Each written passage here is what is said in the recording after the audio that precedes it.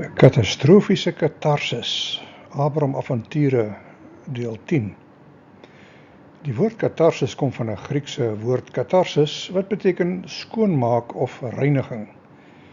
Die Griekse filosoof Aristoteles het dit gebruik om te beskryf hoe 'n hartseer opvoeding of tragedie 'n gehoor laat voel. Dit het gewoonlik swaar emosies soos vrees of bejammering veroorsaak. In hierdie 10de preek oor die lewe van Abraham kry ons te doen met die tragiese verhaal van wat van sy neefie Lot geword het. Genesis 19 vertel vir ons een van die mees dramatiese stories in die hele Bybel. Selfs mense wat nog nooit in die kerk was nie, weet dat God Sodom en Gomorra verwoes het, met 'n reën van brandende swaal en vuur. Hulle het dalk al gehoor van Lot se vreemde onderontsie met sy hemelse besoekers, sy desperate 11 ure ontsnapping uit Sodom en die vreemde hartseer verhaal van Lot se vrou, wat in 'n pilaar van sout verander het. Asof dit nie genoeg terreur is nie, is daar aan die einde van die hoofstuk nog 'n morbiede storie van seksuele verdorwenheid. Geen wonder Hollywood het verskeie flieks gemaak oor hierdie hoofstuk nie. Dit bevat al die bestanddele van 'n dramatiese thriller. Daar bestaan sommer baie flieks oor hierdie katastrofiese gebeure, en ek sal nie verbaas wees as daar nog 'n paar verfilm sal word in die toekoms met so Steven Spielberg nadraai nie.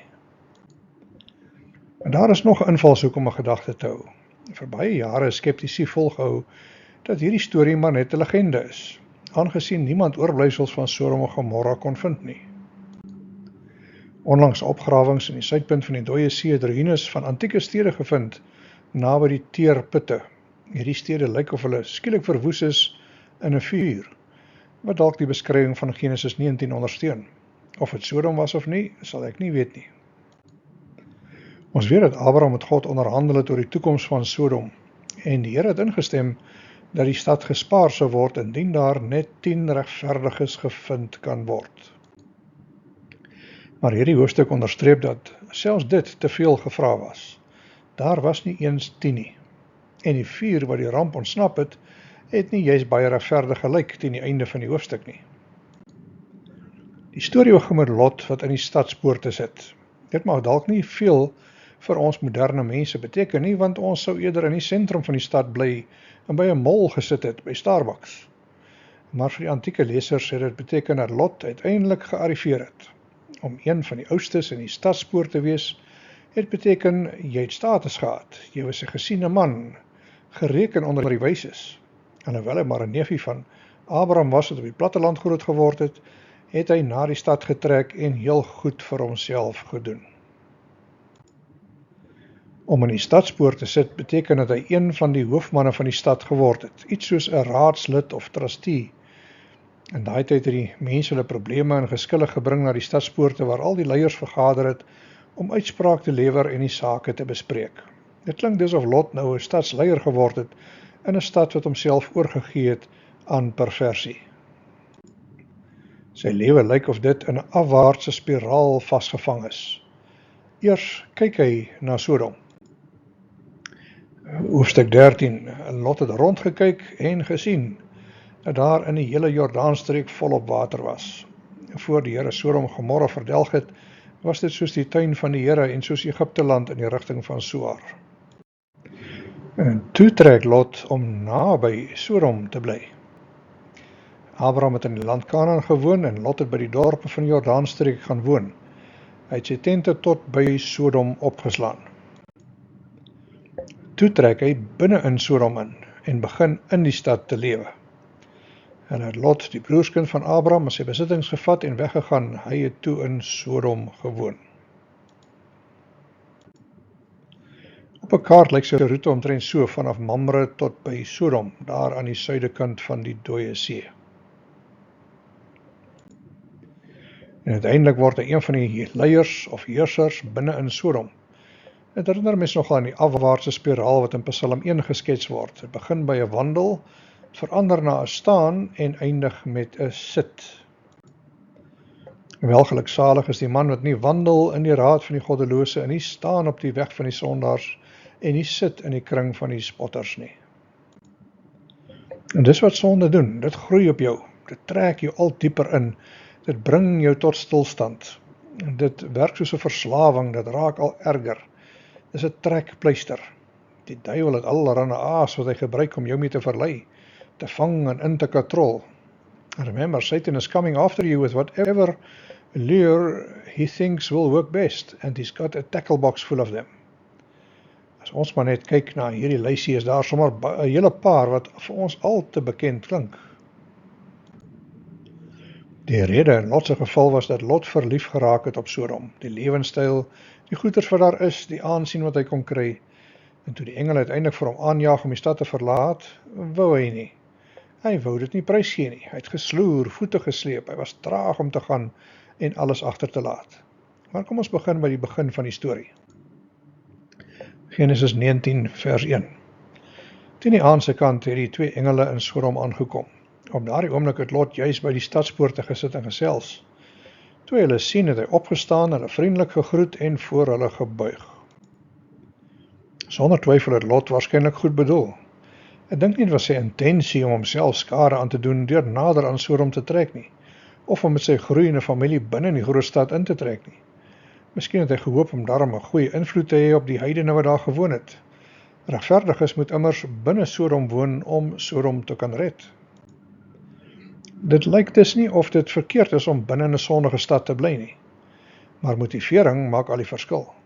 Sommige mense gaan na die sendingveld omdat hulle soontoe geroep word deur God. Ander lewe in die wêreld omdat hulle lief geraak het vir die wêreld, met al sy aanloklikhede. Het lyk of Lot behoort tot hierdie laaste kategorie. Die Bybel vertel vir ons dat die 2 engele wat pas saam met die Here en Abraham geëet het in Mamre, teen die aandse kant gearriveer het in Sodom. Omdat Lot 'n gasvrye man was en omdat dit die gewoonte van sy tyd was, het Lot die 2 manne genooi om die nag by hom te kom spandeer. Hy het geen idee gehad dat hulle engele was nie. Dit was 'n blote daad van gasvryheid. Meneer, het hy gesê, welkom hier in Sodom. U kan vannag sommer by my oorslaap. En daar kan u was en ontspan en môre vroeg weer verder gaan. Hulle wou nie, en het gesê, baie dankie, maar ons slaap sommer op die stadsplein. Lot het egter so aangehou dat hulle uiteindelik saam met hom is. Hy het vir hulle lekker kos gemaak en ook broodrolletjies voortgesit. Hulle het saam geëet. Soos die woord versprei het dat 2 vars manne vir Lot kom besoek het, het die ware morele intensies van die stad egter duidelik geword. Net voor slaaptyd was daar skielik 'n geraas buite. Al die stadse mans het voor Lot se huis saamgedrom. Almal was daar, jonges en oues. Hulle het Lot geroep en gevra, waar is die mans wat vroeër vanaand hier by jou was? Bring hulle uit, ons wil hulle sien en met hulle seks hê. Die manne van Sodom was homoseksueel en het uitgesien daarna om die 2 vreemdelinge in te span vir hulle eie plesier. Hoeveel was daar? Waarskynlik honderde of dalk duisende wat op Lot se huis toe gesak het. Vanuit hierdie skandelike episode is die woorde sodomie gebore, as ook sodomiete, om beide die sonde en die oortreders van homoseksuele dade te beskryf. Dit sou moeiliker wees om 'n meer walglike, perverse prentjie te vind in die hele Bybel. Honderde manne, verteer deur welles, het om die 2 vreemdelinge in die stad saamgedrom. Hoe het Lot daarop gereageer? En Lot het uitgegaan en die deur agter hom toegesluit. Hy het toe mooi met hulle gepraat. Asseblief my broers, moet tog nie iets onverantwoordeliks aanvang nie. Kyk, ek het 2 dogters. Hulle is hier binne in die huis. Hulle het nog nooit by 'n man geslaap nie. Ek is bereid om hulle vir julle te bring. En julle kan met die dogters doen net wat julle wil. Maar moet in hemelsnaam niks aan die 2 mans doen nie. Hulle is my gaste vir die nag. Dit klink of Lot selfs iets ergers doen. Hy bied sy 2 ongetroude jong dogters op as kanonkos, sodat die manne met hulle kan maak net wat hulle wil. Dit vertel jou al klaar so ietsie van hoe ver heen Lot was, en hoe min sy eie kinders vir hom beteken het. Geen normale aardse pa sal sy kinders vrywillig opoffer aan 'n perverse skare nie, maar hand en tand beklei vir hulle. Die skare mans is egter onbeheerbaar. Hulle het Lot eenkant toe gestoot en gesê, wie is jy nou eintlik? Jy het hier as 'n vreemdeling aangekom en nou wil jy oor ons baas speel? Ons sal jou nog vernietig. Ons sal nog erger dinge aan jou doen, as aan die mans in jou huis. Die skare het toe vorentoe begin beur en Lot teen die deur vasgedruk. Hulle wou die deur oopbreek. Die skare wellustige mans daar buite het egter hulle koppe verloor, is gedryf deur hulle onnatuurlike drange. Hulle beveel dat hy die vreemdeling aan hulle moet oorgee. Hulle dreig hom met vernietiging, sowel as dat hy volgende op hulle wellustige lysie is. Dinge kon omtrent nie erger gaan nie. Die twee mans binne in die huis het Lot egter vinnig teruggepluk en die deur gesluit. Skielik het hulle met 'n helder en skerp lig die mans verwar, sodat hulle wat by die huis se ingang saamgedrom het, nie die deur kon kry nie. In reaksie op al die gewelddadige gepepelse intensies daar buite, het die engele ingegryp en vir Lot uit hulle kloue bevry deur hom in die huis in te pluk. Daarna het hulle die skare met blindheid geslaan, sodat hulle nie die deur kon kry nie. Op hierdie punt begin Lot te besef wie sy twee hemelse besoekers was. Hulle is deur God gestuur om die stad te kom verwoes. Toe het die twee mans vir Lot gesê, ons moet vinnig spring. As daar nog 'n seun of 'n dogter saam met jou in die huis is, moet jy hulle dadelik roep. En as daar nog een van jou mense in die stad is, moet jy hulle nou uit hierdie plek kry. Ons is op die punt om die stad te verwoes. Hierdie stad se sondes is so groot, dat die Here ons gestuur het om dit te vernietig. En hy gee vir Lot en sy familie een finale kans om te ontsnap, om lewendig uit die saak te kom. Het klink of nog van Lot se kinders in die omgewing gebly het, want daar word gepraat van skoonseuns. Hy haas hom na hulle om hulle te vertel van die komende oordeel, maar hulle het hom uitgelag, gedink hy is heeltemal laf. Dis onduidelik of hy hoegenaamd sy getroude dogters te siene gekry het in die proses. In haar kultuur die mans gewoonlik alles beheer, dis het hy met hulle onderhandel. As hulle sou instem, sou hulle sy getroude dogter saambring en so die komende oordeel ontsnap. Hy het geen autoriteit gehad om hulle te gryp en te laat spaander nie. Hulle het nou aan ander mans behoort. Sy skoonseuns het hulle skoonpa lagend die deur gewys.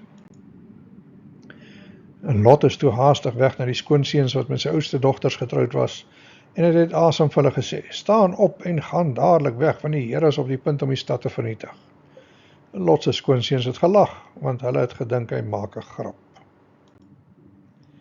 Het klink of daar die hele nag gepak en onderhandeling gesmeek is, want toe ons weer hoor is dit dagbreek. Die tyd vir Lot en sy vrou met sy twee ongetroude jong dogters het aangebreek om Sodom te verlaat. Die engel gee hom nou een finale waarskuwing. Teen dagbreek het die engele Lot aangejaag en gesê, nou moet julle regtig baie vinnig vertrek. As jy en jou vrou en twee dogters nie nou vertrek nie, sal julle saam met die stad vergaan. Lot het nog aanhou draai. Voete gesleep. Hy was nie gewillig om die stad te verlaat nie. Hy het geaarsel, want hy het te lief geraak vir die stad van Sodom. Hier was sy vriende, sy bure, sy medewerkers. Hier was die plek met al die plesiere van die wêreld. Hier was dit 'n lekker lewe wat hy en sy vrou so geniet het. Hier kon hy homself bederf met net die beste van die destydse wêreld.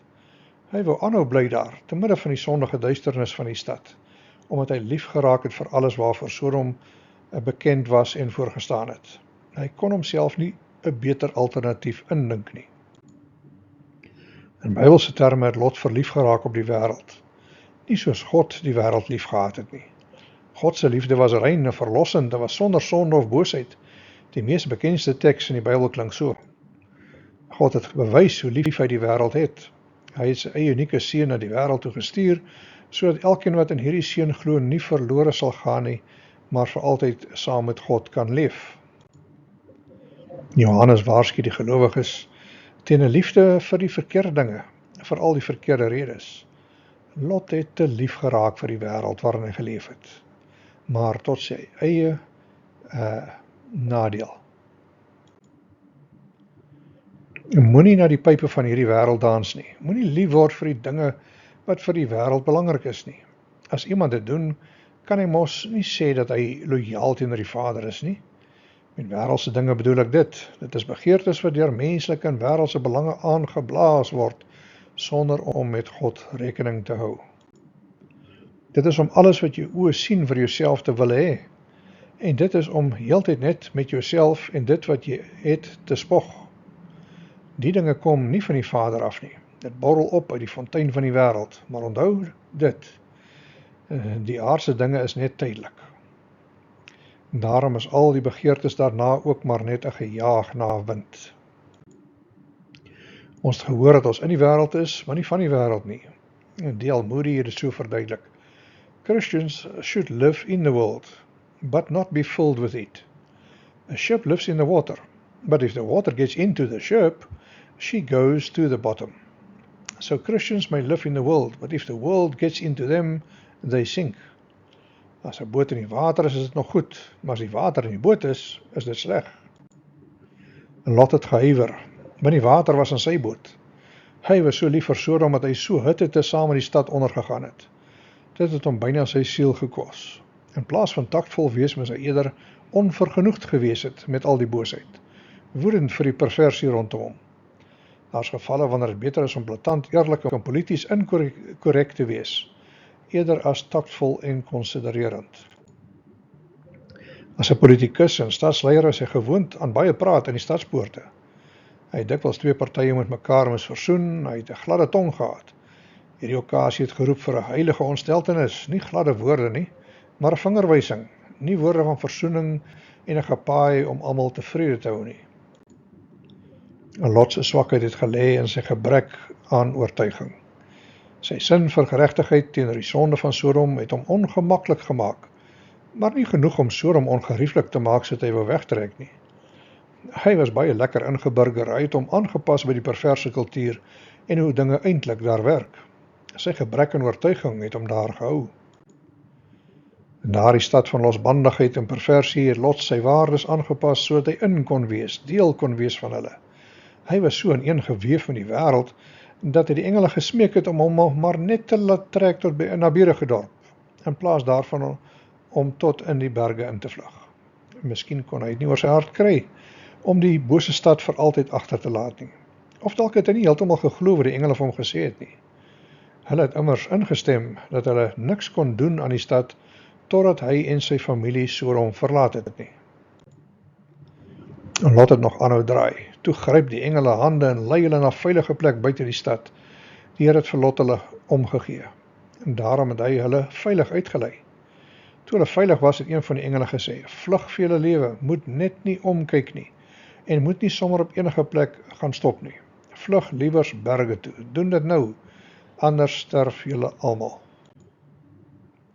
Lot het egter vinnig geantwoord: "Nee, meneer, dit kan nie gebeur nie. U het my tot nou toe nog net gehelp. U was albei so goed vir ons en u het ons lewens gespaar. Maar meneer, ek kan nie nou berge toe vlug nie. Ek sal dood wees nog voordat ek daar kom." Daar is egter 'n dorpie net agter die eerste bult. Dit is maar 'n klein ou plekkie, maar daar sal ons veilig wees. Niemand sal ons daar kry nie, en geen ellende sal ons daar tref nie. So asseblief meneer, laat ons tog daarheen gaan. Hy het toe geantwoord: "Goed dan, julle kan daarheen vlug. Ek sal aan julle dink en die dorpie nie verwoes nie. Maar maak tog net gou, want ek kan niks doen voordat julle daar is nie." Daarom noem hulle die dorpie Soar, wat 'n onbeduidende ding beteken. Dit is net soos 'n verslawing. Hy kon dit nie verdra om Sodom op te gee nie.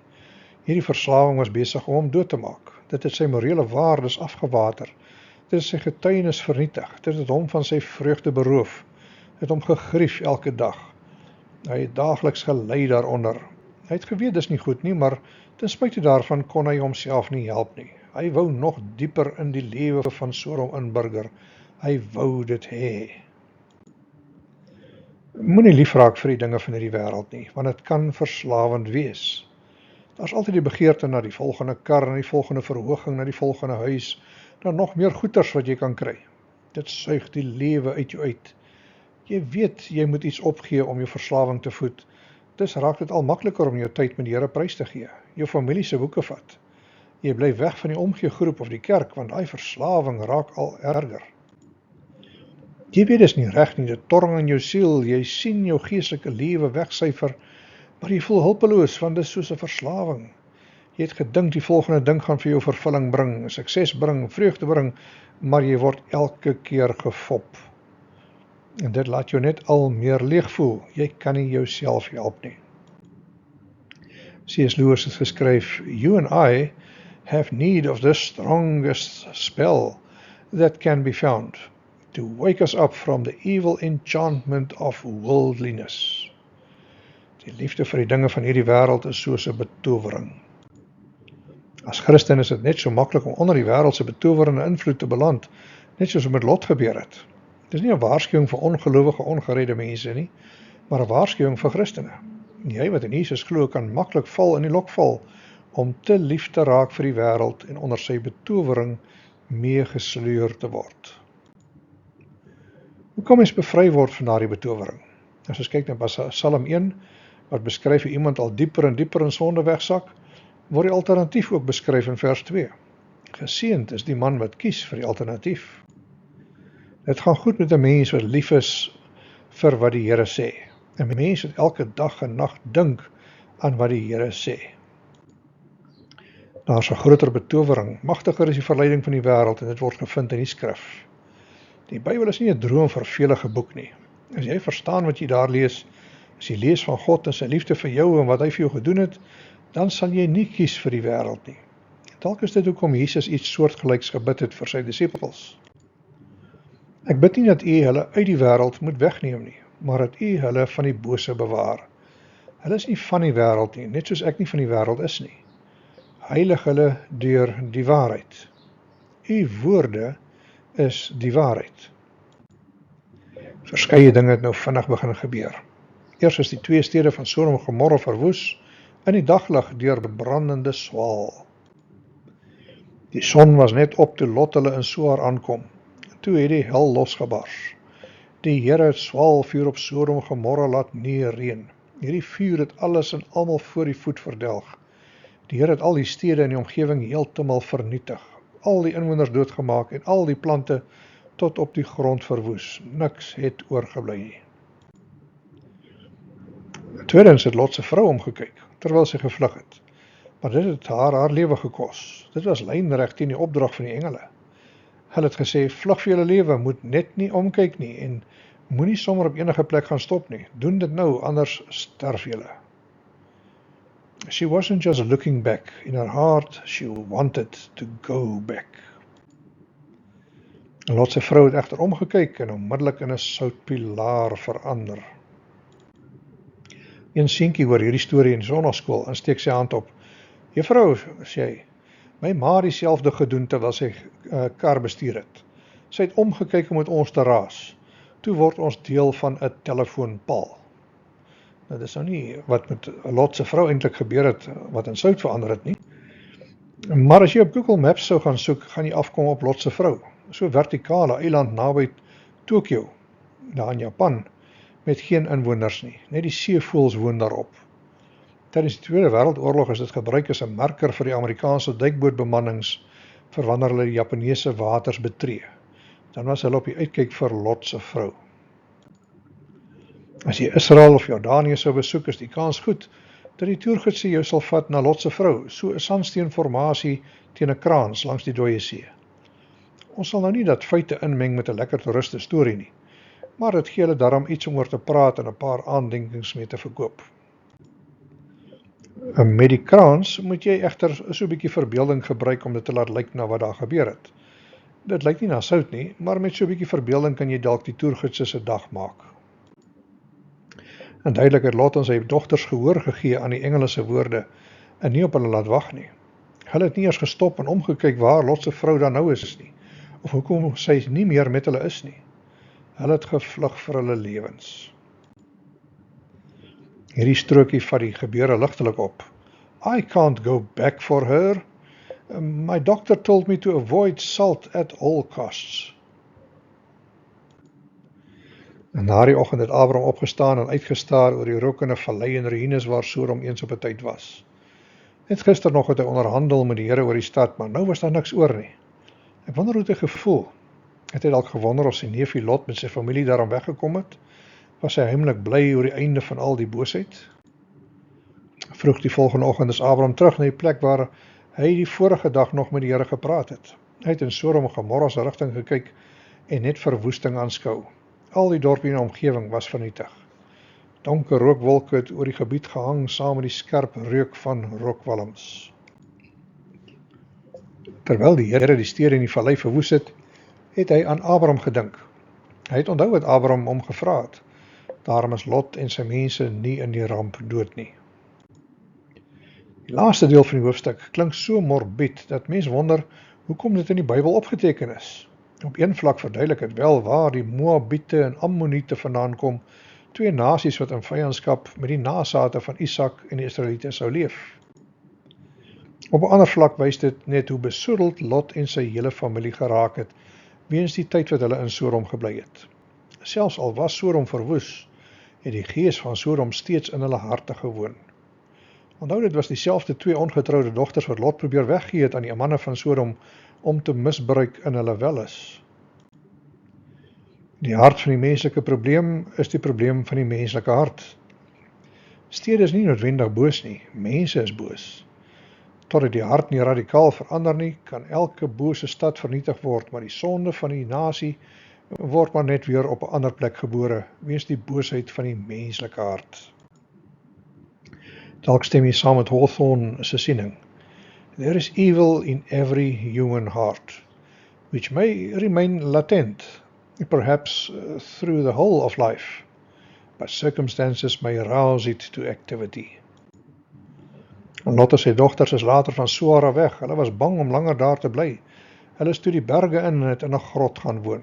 Lot se oudste dogter sê toe eendag vir haar suster: "Pa word oud en hier is geen man in die omgewing met wie ons kan trou nie. Kom, ons maak pa dronk en dan gaan slaap ons by hom. En deur pa kan ons dan vir ons 'n nageslag bou." En daardie aand het hulle Lot dronk gemaak. Toe hy goed dronk was, het die oudste by hom gaan lê. Lot het nie eens geweet dat sy oudste by hom geslaap het of wanneer sy opgestaan het nie. Die volgende oggend het die oudste vir die jongste dogter gesê: "Ek het laasnag by pa geslaap, vandag is dit jou beurt. Ons maak hom eers goed dronk en dan gaan lê jy by hom, so sal ons daarom 'n nageslag hê." Daardie aand het hulle toe weer hulle pa dronk gemaak en ook die jongste dogter het by hom geslaap. Lot het weer nie eens geweet dat sy dogter by hom geslaap het of wanneer sy opgestaan het nie. So het elkeen van die dogters 'n kind van hulle pa verwag. Die oudste het 'n kind gebaar en hom Moab genoem. Tot vandag toe is hy die stamvader van die Moabiete. Die jongste dogter het ook 'n seun gehad en hom Ben-Ammi genoem. Tot vandag toe is hy die stamvader van die Ammoniete. Met die genade van God was een van hierdie afstammelinge van die Moabiete 'n meisie met die naam van Rut, baie jare later. Sy sou uiteindelik trou met Boas in Israel. Sy sou ook een van die ouma grootjies word van koning Dawid, wat 'n voorvader was van Jesus. Dit is verbasend dat God hierdie buite-egtelike kind van Moab sou gebruik om een van die voorvaders te word van sy seun Jesus Christus. God het hierdie morsige situasie in die grot gebruik as deel van die voorbereiding vir die koms van sy seun honderde jare later. As ons 'n bietjie terugstaan en kyk na die gebeure wat vir ons opgeteken is in Genesis 19, kom verskeie vrae na vore. Die sentrale vraag hou verband met die optrede van God. Hoekom het hy daardie stede verwoes? Daar was seker talle ander stede wat ook net so sondig was.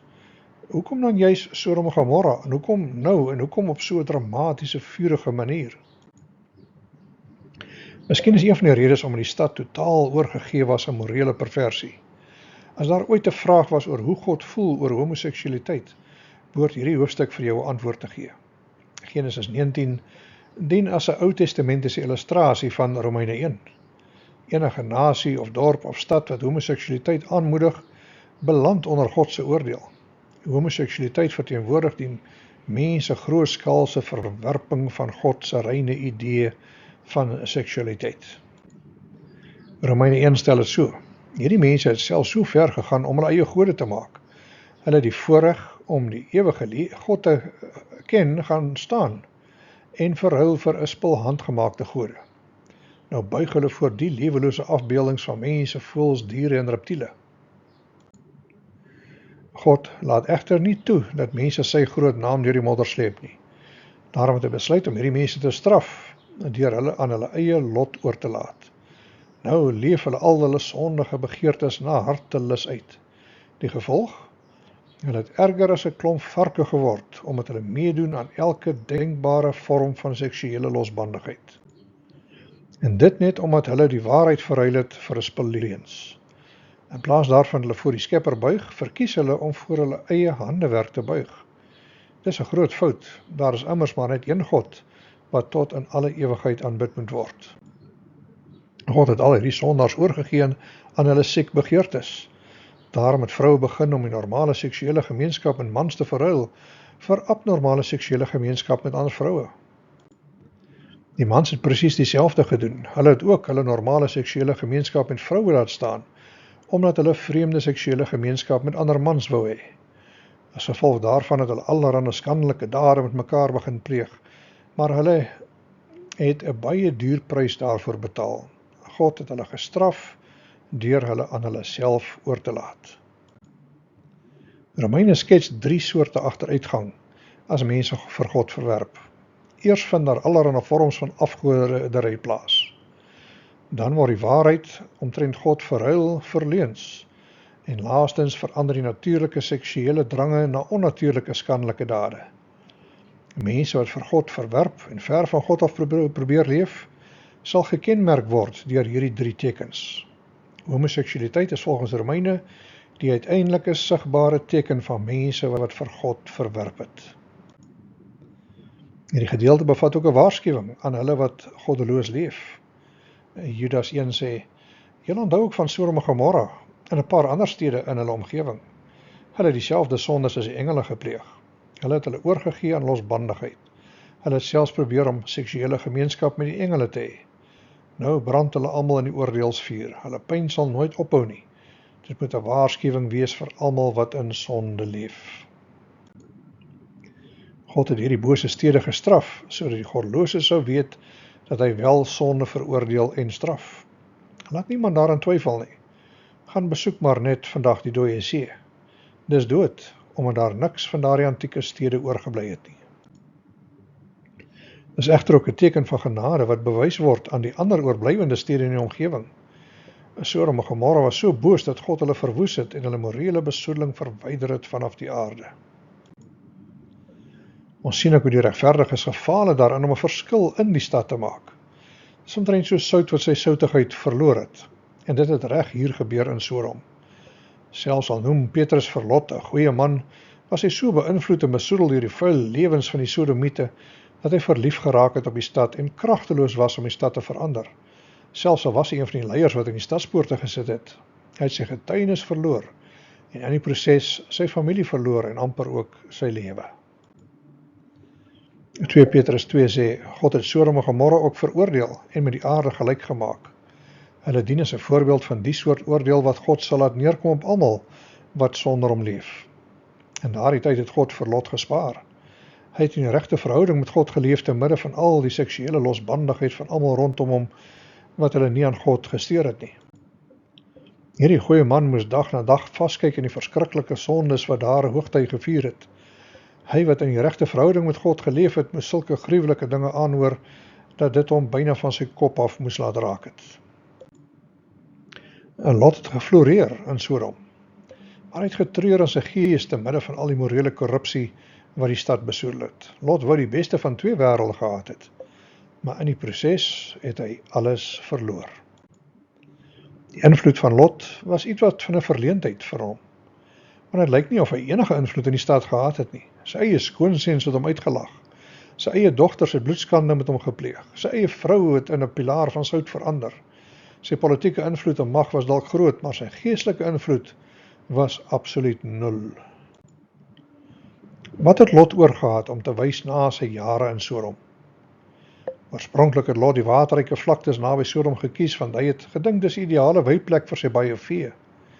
As veeboer was dit dalk in sy oë 'n goeie skuif gewees. Sekerlik het Lot 'n baie ryk man geword deur naby aan Sodom te leef en die stad van skaapchops te voorsien.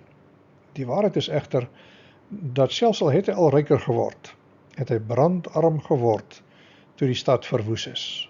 Hy het alles verloor. Hy het Sodom verlaat met niks behalwe die klere aan sy lyf nie. Wat het van Lot se familie geword? Hy het dit ook verloor. Sy vrou is dood toe sy in 'n soutpilaar verander het. Sy dogters moes gesterf het vir hulle bose sonde van bloedskande. Alhoewel sy dogters nog maagde was hulle alreeds hoere in hulle harte. Hulle is so gewoond geraak aan die boosheid en ongekunstelde passies van die stad, dat hulle daar in die grot gegryp het na die dunste rede om 'n aaklige seksuele sonde te pleeg. Lot wou die beste van twee wêrelde hê, maar hy het alles verloor, sy huis, sy familie, sy kinders, sy beroep, sy fortuin, sy reputasie. 4000 jaar is sedertdien verbygegaan, en Lot staan nog steeds bekend as 'n voorbeeld van iemand wat lief was vir die wêreld, maar alles verloor het. Wat kan ons leer uit hierdie antieke tragedie wat afgespeel het? Die morele kompromie het 'n dodelike effek gehad. Bietjie vir bietjie het Lot aanpassingkies gemaak en gewoond geraak aan die booshede van Sodom. Soos die padda wat in die kokende pot was, het hy so gewoond geraak aan die boosheid dat hy gemaklik geword het met die situasies wat hom eens op 'n tyd baie ongemaklik laat voel het. Dieselfde gebeur ook met ons wat in hierdie eeu woon, van soortgelyke versoekings. Is dit waar dat ons nie langer bloos oor al die sondes wat ons sien op TV of in boeke lees of in ons samelewing waarneem nie? Is dit moontlik dat sonde nie meer so sondig vir ons lyk of voel nie? Kan dit wees dat ons soveel morele gemors ingelaat het in ons huise en lewens, dat dit nou natuurlik vir ons begin voel het? Het ons so gewoond geraak aan die boosheid dat dit ons nie langer afskrik of wegstoot nie? Die antwoord vir baie van ons is ongelukkig ja. John MacArthur het geskryf, Satan seduces us to become so used to sin that it no longer bothers our conscience. Ons sien ook in hierdie hoofstuk die sekerheid van God se oordeel oor sonde. As jy ooit twyfel of God sonde gaan veroordeel, hoef jy maar net te kyk na die rokende ruïnes van Sodom. Moenie die fout maak om God se geduld te sien as sy goedkeuring nie. Ons weet dat die genade en geduld van God is wat sondige mense nog 'n kans gee om gered te word. Dis hoekom hy ons nog nie vernietig het nie. En Billy Graham, bekende prediker, het eendag dit so uitgewys. If God doesn't judge America, he'll have to apologize to Sodom and Gomorrah. Duideliker het in sy tyd net so sleg daar ook gegaan. Ons sien ook in hierdie verhaal die tragiese koste van om in twee wêrelde te probeer leef. Jy kan die wêreld hê of jy kan vir God hê, maar nie albei nie. Niemand kan twee here dien nie. As jy probeer om so te leef, sal jy alles verloor, net soos Lot dit ook oorgekom het. Baie mense veg hulle pad oop na die top van die mishoop deur die paaie en gewoontes van die wêreld te volg, net om dan uit te roep, is dit al wat daar is? As jy besluit om in die wêreld te lewe, sal jy uiteindelik terugkyk oor 'n uitgebrande lewe met niks om te wys vir jou jare van harde werk nie. 'n Lewe gevul met vermorste jare en geleenthede waarop jy uitgemis het. Hoe desperaat het ons jong mense dit nie nodig om hierdie dinge te hoor nie. Baie Christen tieners voel die trekpleister van die wêreld. Hulle wil graag populêr wees en alles hê wat ander mense het. Hulle wil graag deur al hulle vriende by die skool aanvaar word, gewild wees, sowel as populêr wees by hulle vriende by die kerk. Hulle wil die Here hê, maar soek ook die goedkeuring en aanvaarding van die wêreld. Dis hoekom so baie van hulle doen wat Lot gedoen het. So bietjie kompromie aangaan, net so bietjie ingee hier en daar, desperaat om die beste van twee wêrelde te kry. Hulle plaas hulle eie populariteit bo Jesus en kies vir diself bo Christus. Party probeer die sondes van die wêreld uit, almal doen dit mos, deur te eksperimenteer met drank en dwelms en seks. En hulle doen dit want hulle dink dis die manier om deur die wêreld aanvaar te word. Hulle doen dit omdat hulle ontevrede raak om binne die grense van hulle veilige huise te leef. Die tragiese koste van kompromie aangaan is duidelik in Lot se lewe. Nie net het Lot homself seer gemaak nie, maar ook diegene vernietig vir wie hy die liefste was. Wat was die grootste pyl wat deur sy hart gegaan het, die dag toe hy sy geliefde stad in rook sien opgaan het? Was dit nie sy geleidelike kompromie wat vir hom sy familie gekos het nie? Op dieselfde manier hou ons kinders vir ons dop, om te sien wat vir ons die belangrikste is. Hulle weet dat jy dalk kerk toe gaan en jou tiendes gee, maar hulle weet ook hoe graag jy aanvaar wil word deur die wêreld en gerespekteer wil voel deur die wêreld. Hulle weet dat jy jou familie verskuif het, net sodat jy 'n groter salaris kan kry, of 'n beter huis, alhoewel jy reeds alles gehad het wat jy nodig het. Jou kinders weet wat jy doen met jou vrye tyd. Hulle sien die programme waarna jy kyk, die boeke wat jy lees. Hulle luister na die woorde wat jy sê. Hulle weet dat jy eerder 'n nuwer item wil koop as om 'n sendingprojek te ondersteun. Hulle weet dat jy eerder by die huis wil bly as om kerk toe te gaan. Hulle weet dat jy eerder verskonings maak as om 'n vrywilliger by die sonnaskool te wees. Hulle sien alles. Hulle weet ook as jy die wêreld en sy standaarde kies bo hulle. Children copy their parents, friends and teachers. They will develop the habits of the people around them. So if you want your child to be honest, peaceful and happy, you should be that way first. And they watch, and they scroll. They watch, and they react. Don't ask your child to tell the truth if they have watched you lie on the phone. Wees die voorbeeld. Kinders word nie wat hulle vertel word om te wees nie. Hulle word wat hulle jou sien doen het. Wat is die gevolge van 'n ouer se swak voorbeeld? Die kinders verloor hulle belangstelling in die Bybel, die sonnaskool en die kerk. Hulle voeter voort om voor te kom in die wêreld en die respek te verdien van Sodom, ongeag watter morele waardes oorboord gegooi moet word om dit reg te kry. Dis hoekom ons soveel tragedies sien in Christenhuise waar kinders wegdraai van God. Die diepe hartseer van jou hart herinner jou daaraan dat jy dalk nog jou eie geloof het, maar weens jou kompromieë het jy dalk jou kinders verloor. Dis die tragiese storie van Lot wat plaasvind hier reg waar ons woon. En Lot het gehuiwer en rondgeskarrel, maar uiteindelik alles verloor. Hy het nie beter gevaar as sy vrou wat in 'n soutpilaar verander het nie. Wat met hom later gebeur het, kan maklik met enigiemand gebeur, wat liewer is vir die wêreld as vir God. Sodom is dalk nie meer sigbaar aan die buitekant nie, maar die gees van Sodom leef in baie harte. Daar is so bietjie van Lot in elkeen van ons. Wat hy gedoen het, kan ons ook maklik oorkom. Mag ons nooit sy storie vergeet nie, en ook nie sy foute herhaal nie. Here, ons erken dat ons maar blote sondaars is. Elkeen van ons wat vir Jesus in ons lewens ingenooi het, kan seker wees dat ons vergeefde sondaars is, skoongewas deur sy bloed. Dit is net met u krag wat ons die aanloklikhede van hierdie wêreld kan weerstaan en die versoekings kan oorkom. Help vir ons as gelowiges om nooit kompromie met ons geloof en morele waardes aan te gaan nie, maar jy so te leef, dat die mense rondom ons beïnvloed kan word ten goeie. Amen.